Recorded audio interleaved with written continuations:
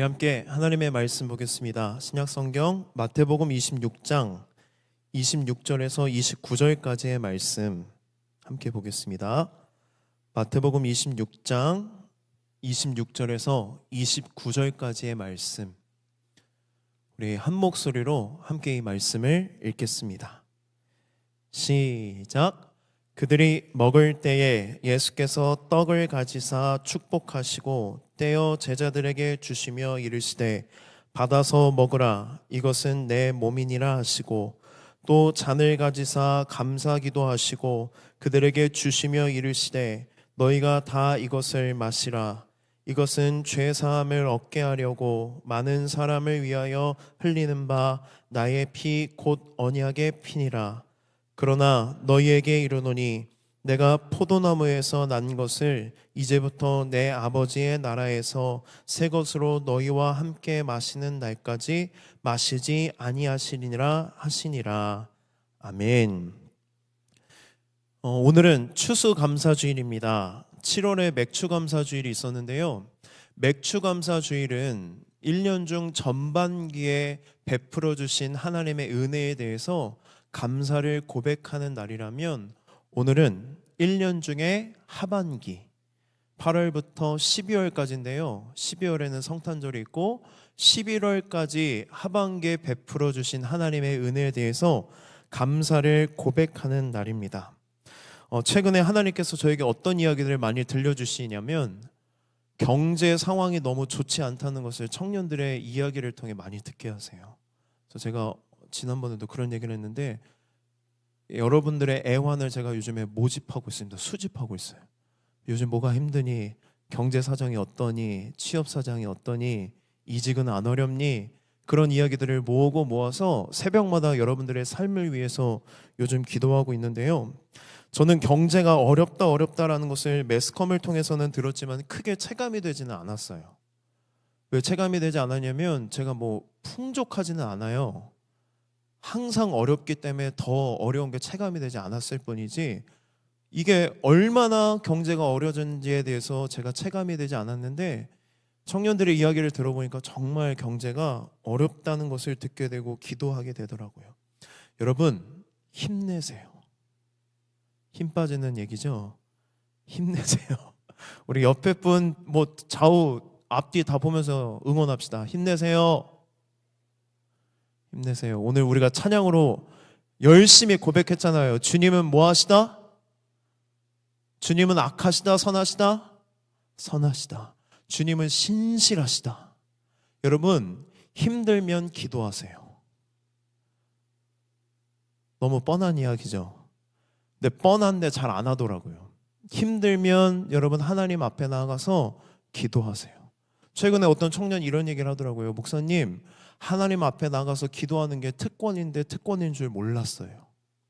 우리가 자녀로서 아버지 되시는 하나님 앞에 나가 어려운 것들을 이야기하고 기도하는 게 대단한 특권이었는데 잘하지 않았던 것들을 깨달았던 것 같아요.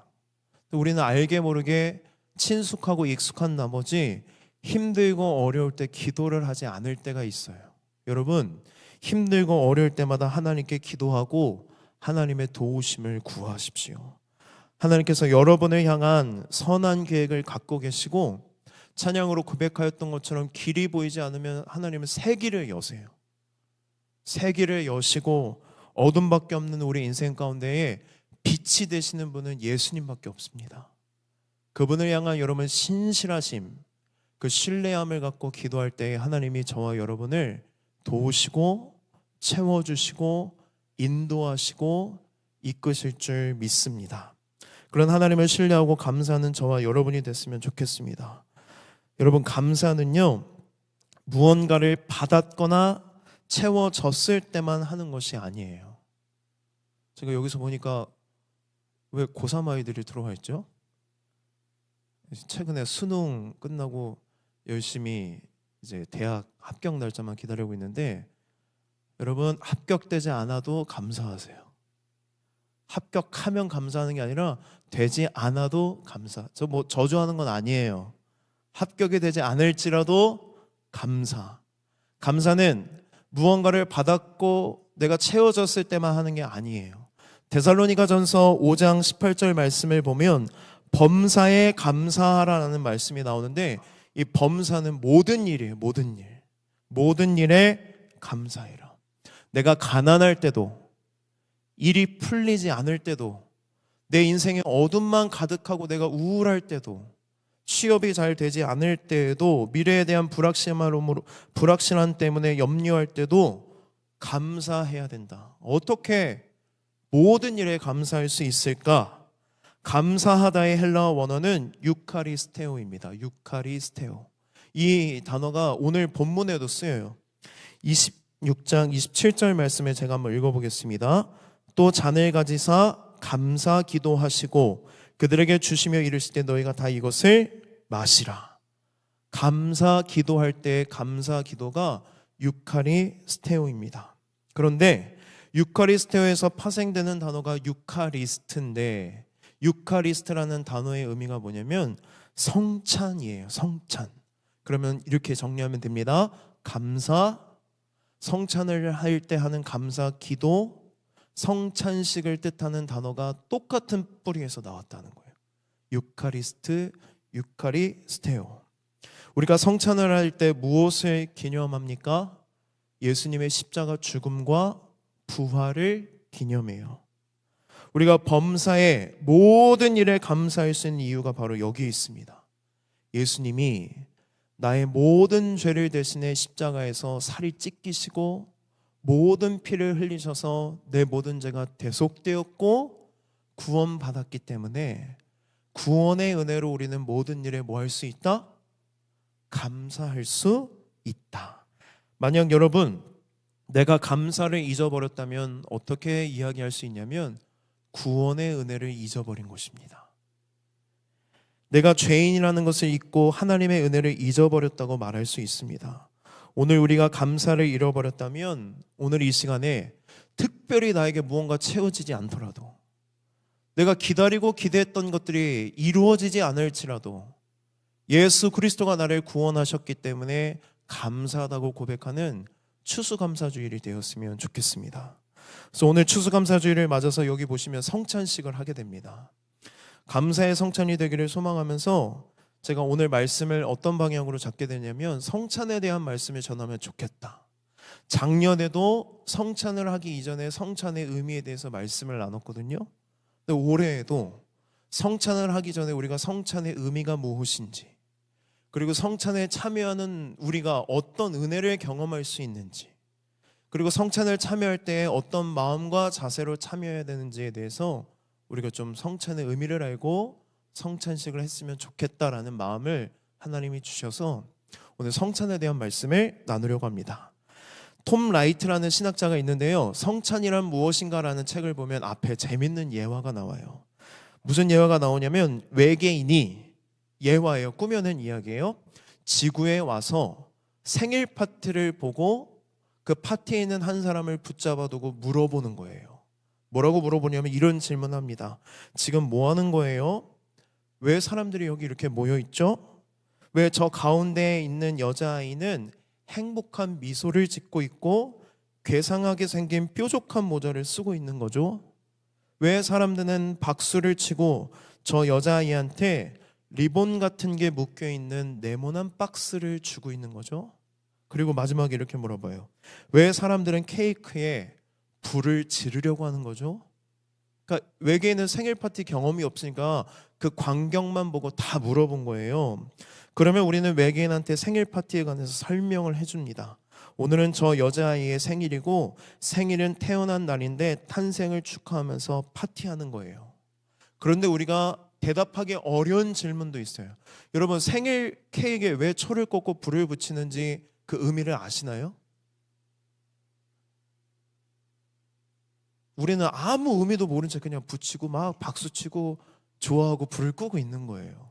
저도 궁금해서 막 찾아봤더니 여러 유래가 있는데 모르겠어요. 그런 생각을 갖고 초를 붙이고 푸 불고 끄는 사람들은 없잖아요. 그러면 외계인한테 이렇게 말해요. 우리는 그냥 그렇게 해요. 의미는 잘 모르겠고 하여튼 기쁘긴 해요. 톰 라이트가 왜 이런 얘기를 하냐면 우리가 성찬을 할 때 우리 안에 이런 면이 있다라는 거예요. 왜 성찬을 하고, 왜 빵을 먹고, 왜 자그마한 잔에서 포도주를 마시고, 왜 그런 찬양을 부르고, 왜 그런 것들을 할까? 그냥 교회에서 해왔으니까 참여하지, 이 성찬에 담긴 깊은 의미를 모른 채 참여할 때가 많다라는 것입니다. 여러분, 성찬의 의미를 잘 알지 못하면 성찬의 은혜를 경험할 수가 없어요. 그래서 오늘 성찬의 의미에 대해서, 은혜에 대해서, 마음과 자세에 대해서 함께 나누고 성찬을 함께 하려고 합니다. 오늘 본문인 마태복음 26장 26절에서 29절의 말씀은 예수님께서 십자가에 못 박혀 죽으시기 직전에 제자들과 함께 했던 최후의 만찬 장면입니다. 이때 예수님은 성찬을 제정하시고 제자들과 우리에게 성찬을 하면서 예수님의 십자가 죽음과 부활을 기념하라고 말씀하세요. 근데 이때가 절기상으로 언제였냐면 6월절이었습니다. 우리는 최후의 만찬으로 그 그림을 떠올리면서 생각하지만 이스라엘 사람들은 이 장면을 보면 이때 뭐 하는 거구나 라고 생각하냐면 6월절 만찬을 하고 있구나라는 이 배경을 갖고 있습니다. 6월절이 되면 이스라엘 백성들은 6월절 만찬을 했습니다. 당연히 유대인이었던 예수님과 제자들도 함께 모여 6월절 만찬을 한 거예요. 근데 이 6월절과 성찬식이 관계가 있기 때문에 예수님이 6월절 만찬을 제자들과 하시면서 그때의 성찬을 정하신 거예요. 자, 6월절에 대해서 잠깐 설명드리겠습니다. 6월절은 이스라엘의 절기 중에 가장 큰 절기입니다. 출애굽기 말씀을 보면 이스라엘 백성들은 이집트의 노예였어요. 무려 400년간 노예였는데 하나님께서 모세를 통해 이스라엘 백성들을 해방하려고 합니다. 하지만 이집트의 왕인 파라오가 쉽게 놔줘요, 안 놔줘요? 놔주지 않죠. 누가 400년 동안 공짜로 노예로 불려먹던 사람들을 그냥 놔주겠어요. 그래서 하나님이 이집트 전역에 뭘 내리시냐면 10가지 재앙을 내리십니다. 근데 여러분들이 통독을 잘 하셨다면 이상한 점을 발견해야 돼요. 왜 10가지 재앙을 내리시는데 어떤 재앙은 이집트 사람한테만 재앙이 내려지고 어떤 재앙은 이스라엘 사람들에게도 피해가 입혀요. 그 이유가 뭘까? 왜 이 재앙에 하나님이 이런 구분을 해놓으셨을까? 10가지 재앙에는 이런 의미가 있습니다. 이스라엘 백성이든 이집트 백성이든 모두가 다 하나님 앞에 죄인이고 죄인은 하나님 앞에 벌을 받아야 된다는 의미가 있어요. 하나님께서 마지막 10번째 재앙으로 첫째 아들을 쳐서 죽이는 무서운 재앙을 내리시는데 이 재앙 앞에 예배가 없었습니다. 이집트 사람들도 이스라엘 사람들도 이 재앙에서 제외가 되지 않아요. 똑같이 적용됩니다. 왜냐하면 둘 다 죄인이기 때문이에요. 이스라엘 백성이라서 특별하지 않습니다. 이스라엘 백성들도 죄인입니다. 그런데 하나님께서 이스라엘 백성들에게 재앙을 피할 방법을 알려주세요. 뭐라고 말씀하시냐면 어린 양을 잡아서 그 피를 문 좌우 그리고 위에다가 발라. 그러면 죽음의 천사가 피가 발려진 집을 보고 그냥 넘어갈 거야 라고 가르쳐 주세요. 그래서 6월절 할 때 유는 넘을 유, 월도 넘을 월. 죽음의 재앙이 넘어갔다. 영어로는 뭐라고 해요? pass over. 넘어갔다라는 의미를 갖고 있습니다. 그러면 여러분 한번 물어보겠습니다. 만약에 이집트 사람이 이스라엘 사람들의 이야기를 엿듣고 양을 잡고 피를 바르면 재앙은 넘어갈까요? 넘어가지 않을까요? 손 들어봐요. 넘어갈 거다. 손 내리시고 넘어가지 않을 것 같다. 안 드신 분들은 뭐예요? 눈치가 되게 빠르네요. 넘어갈 것 같은데 안 넘어갈 것 같은데. 여러분, 이집트 사람이 하든 이스라엘 사람이 하든 그건 아무 상관이 없어요. 그 집안에 들어있는 사람들이 어떤 사람이든 하나님은 상관없어요. 뭐만 보시면 넘어가요? 어린 양의 피만. 구원은 여러분 내 믿음의 어떠함에 있지 않다는 거예요. 내가 믿음이 되게 좋을 때가 있어요. 성령 충만할 때 맨날 성경 읽고 기도하고 그럴 때는 내가 구원의 확신이 막 있어요. 오늘 죽어도 난 천국 간다. 그런데 삶을 막 살아요.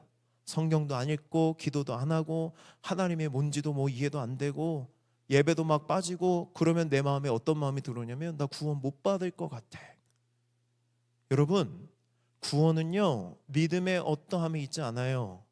믿음의 대상에게 있는 거예요. 내가 예수 그리스도를 믿으면 예수 그리스도가 나를 구원하시는 거예요. 그렇기 때문에 이집트 사람이든 이스라엘 사람이든 아무 의미 없어요. 내가 이 피를 바르면서 이게 맞을까 전전긍긍하고 막 죽음의 재앙이 지나가는 소리가 들릴 때 두려워 떨고 있어도 그 사람들은 구원받아요. 이해가 되세요? 구원의 개념이 이해가 되세요? 그래서 유월 죽음의 재앙이 넘어가고 결국 이 마지막 재앙으로 인해 이집트에서 이스라엘 백성들이 탈출합니다. 그래서 유월절이 되면 늘 만찬을 하면서 하나님의 은혜를 되새기는 거예요. 이 유월절 만찬에는 특별한 의미가 있습니다. 아빠가 아이들을 다 모아놓고 식사를 하는데 일종의 의식을 치러요. 이때 반드시 먹어야 될 음식들이 있거든요. 그 중에 뭐가 있냐면 양고기를 반드시 먹어야 돼요. 양고기 맛있잖아요. 비싸고. 평소에는 안 먹다가 유월절 만찬을 할 때 양을 잡아요, 아빠가. 그럼 애들이 막 신날 거 아니에요. 아빠 왜 오늘 양고기 먹어요? 물어보면 그때 유월절의 유래를 아빠가 가르쳐 주는 거예요. 유월절 만찬에는 그런 의미가 있습니다. 그런데 당시 제자들과 복음서를 읽는 유대인들은 이 예수님의 유월절 만찬을 보면서 꽤 충격을 받습니다. 세 가지 이유 때문에.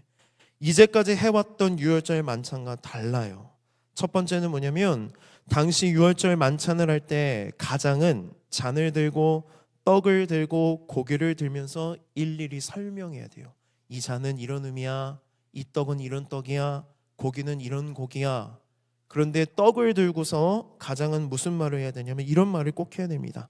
이 떡은 우리 조상들이 광야에서 먹었던 고난의 떡입니다.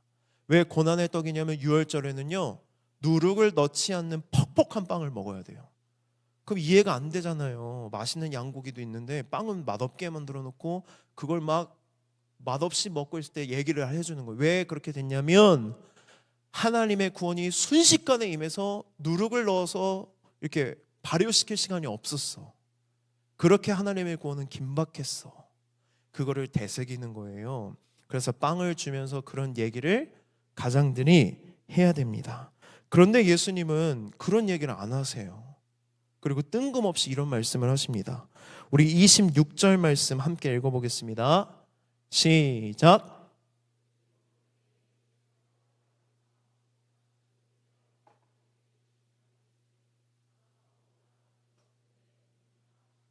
아멘. 예수님은 떡을 주시면서 이렇게 말해요. 받아서 먹어라. 이것은 내 몸이니라. 무슨 의미냐면 이 고난의 떡은 바로 내 몸이야 라고 예수님이 말씀하시는 거예요. 앞으로 예수님이 받을 십자가 고난에 대해서 말씀하십니다. 그리고 잔을 주면서 나의 피 곧 내 언약의 피니라 라고 말씀하세요. 제자들과 복음서를 읽고 있는 유대인들은 이 장면을 보고 엄청난 충격을 받게 됩니다. 왜냐하면 이 말은 예수님이 곧 유월절의 주인공이라는 의미예요. 너희들이 이제까지 지켜왔던 유월절 만찬, 그 만찬에 숨겨져 있는 진짜 주인공은 바로 누구야? 나야. 예수님이 이스라엘 백성들을 구원할 메시아라고 주장하는 것이기 때문에 이것은 꽤 충격이었을 것입니다. 두 번째로 이상한 점은 바로 무엇이냐면 유월절 만찬에서 제일 기대되는 부분이 뭐예요? 뭐 먹는다? 양고기를 먹는 날이잖아요. 마음껏. 그런데 유월절 만찬에 예수님이 식탁을 준비하라고 제자들한테 말하는데 성경에는 안 나와요. 근데 식탁에 뭐가 없는 것 같아 보여요. 양고기 먹었다는 이야기가 나와요, 안 나와요? 양고기가 없는 유월절 만찬이에요. 이거는 있을 수가 없는 일입니다. 양을 잡지 않았어요. 왜 그러냐면 예수님께서 의도적으로 빼신 것입니다. 왜냐하면 예수님은 세상 죄를 지고 가는 어린 양이시기 때문에 이제 더 이상 양이 필요하다는 거예요? 필요 없다는 거예요? 필요하지 않다. 제자들에게 암묵적으로 이런 말씀을 하시는 거예요. 내가 어린 양이다. 내가 너희들을 대신해 제물이 되어 십자가에서 죽을 것이다. 이제 너희는 양 같은 제물이 필요 없어질 것이다. 유월절에 어린 양을 왜 잡았습니까? 유월절의 희생과 죽음으로 피를 발랐던 집의 재앙이 넘어가요. 어린 양의 희생으로 온 집안이 살아납니다. 예수님은 유월절 어린 양이 되어 우리의 죄를 대신해 죽으셨다라는 것을 성찬을 통해 알려주십니다. 세 번째로 이상한 점은 바로 무엇이냐면 떡과 잔이에요. 떡과 잔이 왜 이상할까요, 여러분?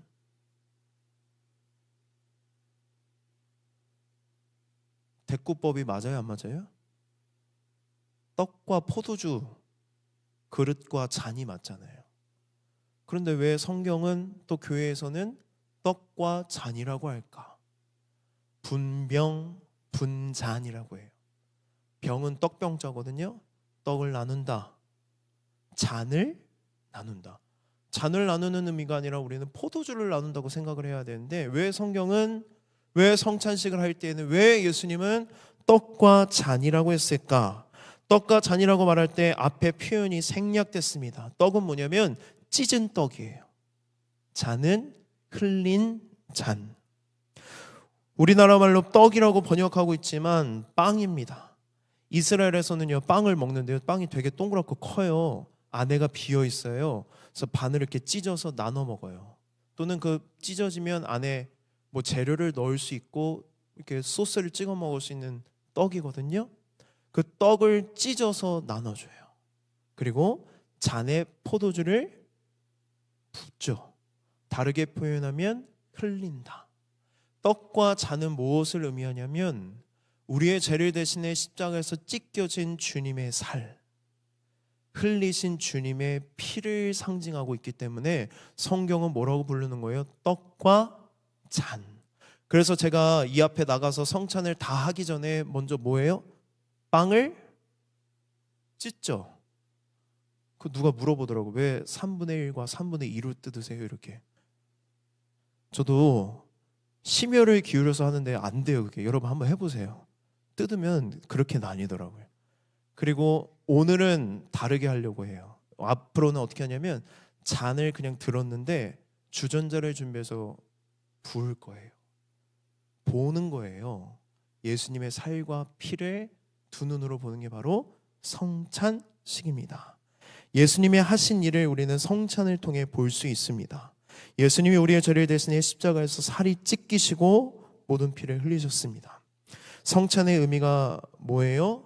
예수 그리스도가 나의 모든 죄를 대신해 살이 찢기졌고 모든 피를 흘리셔서 내 모든 죄가 대속되었고 나는 구원받았다라는 것입니다.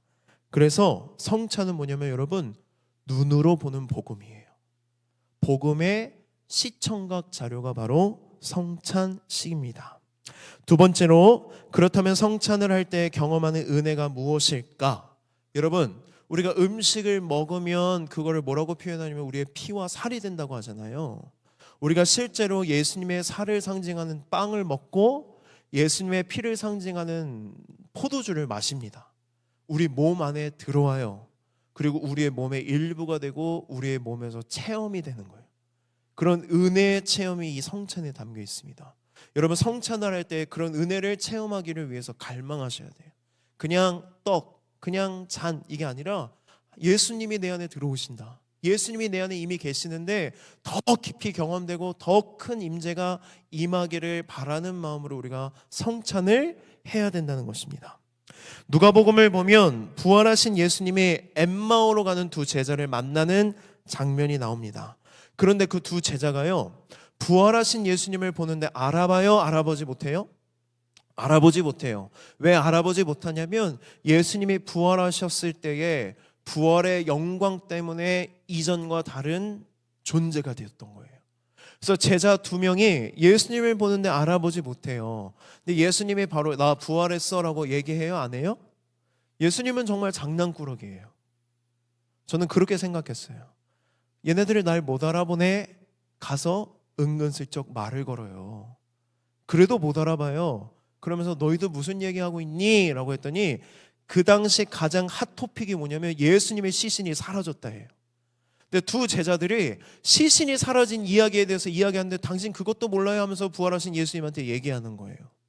그러니까 예수님이 그 얘기를 듣고 구약 성경에 예수님의 죽음과 부활을 예언하고 있는 말씀들을 풀어서 가르쳐줘요.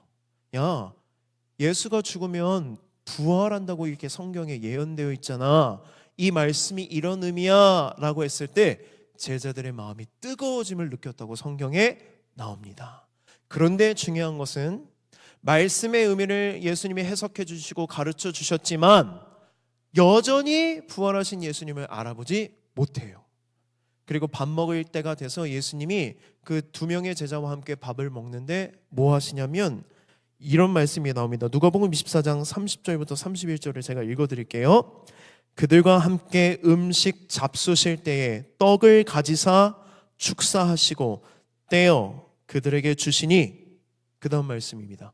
그들의 눈이 밝아져 그인 줄 알아보더니 예수는 그들에게 보이지 아니하신지라. 무슨 말씀이에요? 떡을 가지사 축사하시고 떼어 주시니. 성찬할 때 쓰는 단어잖아요. 예수님이 두 명의 제자들과 함께 성찬식을 하신 거예요. 근데 제자들은 몰랐죠, 이게 성찬식인지. 성찬을 하시고 떡을 주셨을 때에 떡을 받아 먹으니 뭐가 밝아져요? 눈이 밝아집니다. 그러자 부활하신 예수님이라는 걸 그때 깨닫게 됩니다. 그들은 예수님이 해석해 주신 말씀을 듣고 깊은 감동을 받고 마음이 뜨거워졌지만 예수님을 알아보지는 못했어요. 그런데 언제 알게 돼요? 성찬식을 했을 때. 여러분, 무슨 성찬빵이 빨간 물약, 뭐 포도주가 파란 물약처럼 여러분 HP, MP를 막 채워주는 건 아니에요. 물론 상상을 하면서 막 먹지는 마시는데 그런 은혜에 대해서는 갈망하세요. 내가 이 성찬을 참여하며 예수님의 살과 피를 먹을 때 하나님의 은혜가 임한다. 여러분, 성찬에 참여할 때 이 성찬은 보여주는 복음이라고 했잖아요. 우리가 성찬에 참여할 때 어떤 은혜를 받기를 기도하고 소망해야 되냐면 이전에는 깊이 깨닫지 못했던 하나님의 사랑과 은혜가 먹음으로써 체험되기도 하고 이전에는 깊이 경험하지 못했던 복음의 의미가 먹음으로써 예수님과 하나가 됨을 경험하고 복음이 이렇게 귀한 거였구나라는 깨달음과 은혜가 성찬의 은혜라는 거예요. 오늘 성찬을 참여할 때 여러분 그러한 마음의 소망을 가지고 참여하십시오. 하나님, 내가 복음을 더 깊이 알기를 원합니다. 하나님의 사랑과 은혜가 내가 막 모르겠어요. 경험도 안 되고 답답해요. 하나님이 멀리 있는 것 같아요. 그런데 이 시간 성찬을 할 때에 그 하나님이 나에게 가까워짐을, 하나님의 크고 놀라운 사랑과 은혜가 내 안에 체험되어지기를 바라는 마음으로 성찬에 참여하십시오. 매번은 아니지만 교회의 긴 역사 가운데에 성찬의 은혜를 경험하고 하나님을 깊이 만난 사람들이 참 많습니다. 그런 은혜가 임하는 오늘 성찬이 되기를 주님의 이름으로 축복합니다. 마지막으로 우리가 성찬에 참여할 때 어떤 마음과 제사로 임해야 되는지 함께 나누고 성찬을 하겠습니다. 고린도전서 11장 28절부터 30절 말씀을 우리 세 절인데요, 한 목소리로 함께 읽겠습니다. 시작.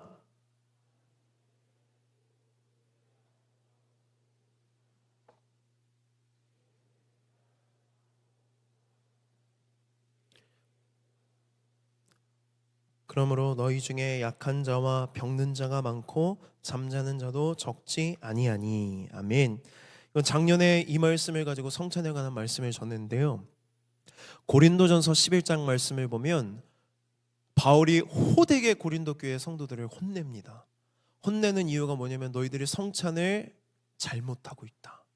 성찬을 그따위로 해서는 안 된다라고 이야기해요. 초대교회는 여러분 예배 때마다 성찬을 했습니다. 예배를 시작합니다. 말씀을 듣고 함께 성찬을 해요. 성찬이 끝나면 예배가 끝나는 것이 아니라 사람들이 다 모여서 뭐로 하냐면 함께 식사를 해요. 그러니까 이거 조그마한 거 먹고 식사가 안 되잖아요. 이거는 하고 이후에 식사 교제를 하면서 오늘 들었던 말씀의 은혜를 나누고 찬송을 하기도 하고 기도를 하기도 해요. 우리가 지금 하는 가지 모임처럼. 그리고 모든 것이 끝났을 때 다시 모여서 뭘 하냐면 목회자가 축도를 하고 예배를 마칩니다. 예배가 거의 막 2시간, 3시간씩 드려져요. 되게 아름답죠, 여러분? 예. 나중에 한번 시도해 보려고요. 그렇게 예배를 드립니다. 그런데 고린도 교회 교인들이 이 아름다운 성찬을 망쳐버려요. 고린도 교회 안에 뭐가 있었냐면 분열이 있었습니다. 부유하고 돈이 많은 사람들은 일을 하지 않아요. 시간이 많아요. 여유로워요. 그들이 먼저 모여서 성찬을 했습니다. 그리고 반면에 돈이 없고 가난한 사람들은 열심히 일을 하고 늦게 돌아와서 성찬을 하려고 했는데 뭐가 없어요? 빵과 포도주를 다 처먹은 거예요. 이건 처먹었다고 표현해야 돼요. 그리고 와서 하려고 하니까 없어요. 이 이야기를 바울이 듣고 빡친 거예요. 이건 성찬이 아니다. 너희들이 이 성찬의 아름다운 의미를 다 훼손해버렸다. 어떻게 함께 성찬하는 공동체가 이렇게 분열할 수 있느냐. 그러면서 바울이 무시무시한 이야기를 해요. 뭐라고 이야기하냐면 너희들이 이런 식으로 성찬을 하면 그거는 예수님의 살과 피를 먹고 마시는 게 아니라 너희들의 죄를 먹고 마시는 거야. 그 다음에 이런 말씀을 해요. 너희 중에 약한 자, 병든 자, 잠자는 자, 죽은 사람들이 적지 않은 이유가 바로 뭐냐? 성찬을 똑바로 하지 않았기 때문이다. 무시무시한 말씀이죠. 성찬을 제대로 하지 않으면 너희들 병들 거야. 그래서 너희들이 약한 거야. 잠자는 자는 죽었다는 거. 그래서 죽은 자들이 적지 않았다라고 이야기해요. 그래서 바울은 우리에게 성찬을 하기 전에 자기를 살피고 자기 자신을 점검한 후에 성찬에 참여하라고 합니다. 여러분, 오늘 성찬에 참여하기 이전에 우리가 함께 찬양하고 기도할 것입니다. 그때 여러분의 중심과 마음을 점검하십시오. 내가 얼마나 큰 죄인인지, 내가 어떻게 구원의 은혜를 누리는 사람이 되었는지에 대해서 생각하고 회개하는 마음으로 우리는 성찬에 참여해야 됩니다. 그렇지 않으면 이 성찬에 먹고 마시는 예수님의 살과 피는 대속의 은혜의 살과 피가 아니라 내 죄에 대한 심판을 먹고 마시는 것이 되기 때문입니다. 그래서 고린도 교회 교인 중에 약하고 병들고 죽은 자들이 적지 않았습니다. 여러분, 성찬은 은혜의 수단입니다. 우리가 실제로 예수님의 살과 피를 먹고 마십니다.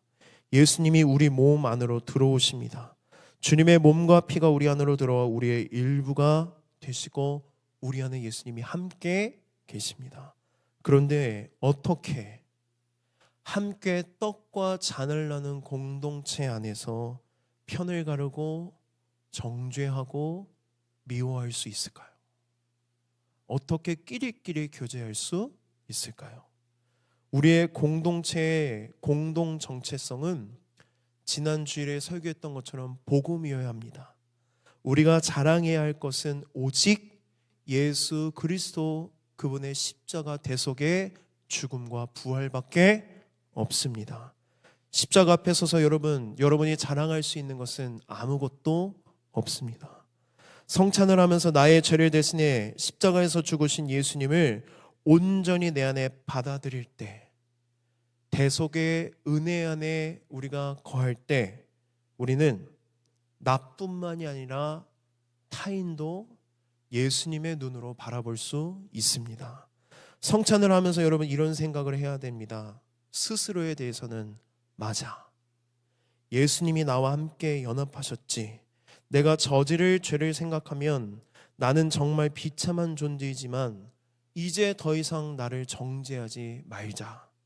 그분이 나를 조건 없이 사랑하셨던 것처럼 나도 나를 받아들이자. 이런 생각을 하면서 동시에 우리는 공동체의 지체와 타인을 바라보면서 이런 생각을 해야 됩니다. 솔직히 저 사람이 마음에 들지 않지만 하나님께서 그리스도 안에서 보실 때 예수 그리스도만큼 소중하고 아름답게 여기시는 존재라는 것을 기억하자. 여러분, 이것이 성찬의 은혜이고 성찬을 하는 우리의 자세가 되어야 합니다. 우리 마지막으로 29절 말씀을 읽겠습니다. 시작.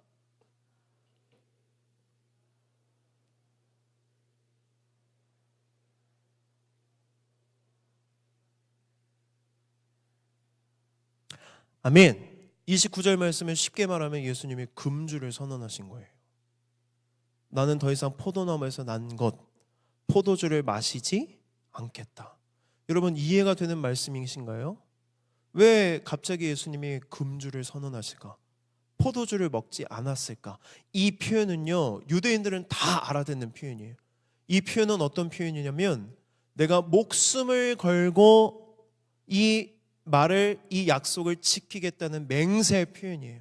그래서 이런 의미예요. 내가 이 일이 이루어지기 전까지 아무것도 안 먹을 거야.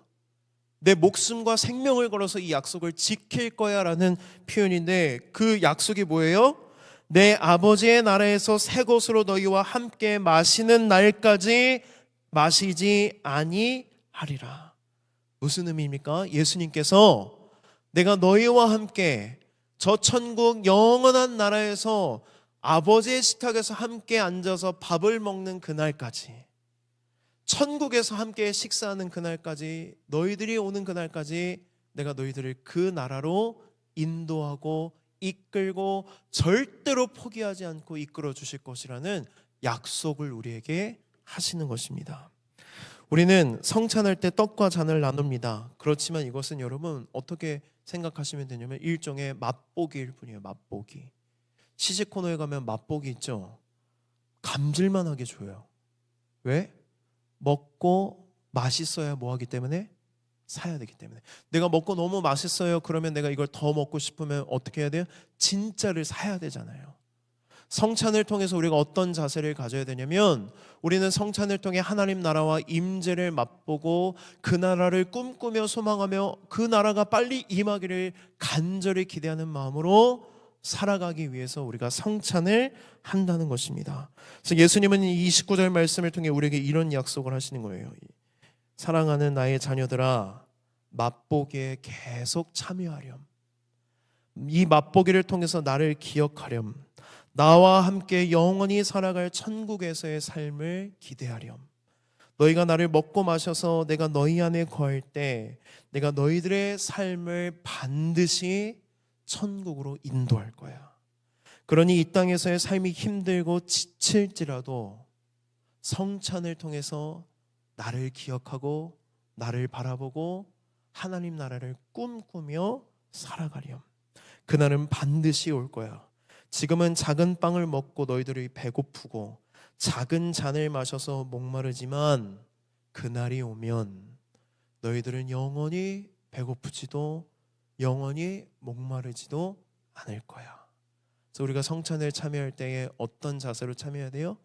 하나님 나라를 꿈꾸며 그 나라 가기까지 내 인생을 포기하지 아니하시고 신실하게 이끄시고 인도하시는 하나님의 사랑을 기대하는 것이 바로 성찬식입니다. 여러분, 예수님께로 오십시오. 예수님의 식탁으로 오십시오. 우리 이 시간 함께 자리에서 일어나 찬양하고 함께 성찬의 예식을 참여하겠습니다.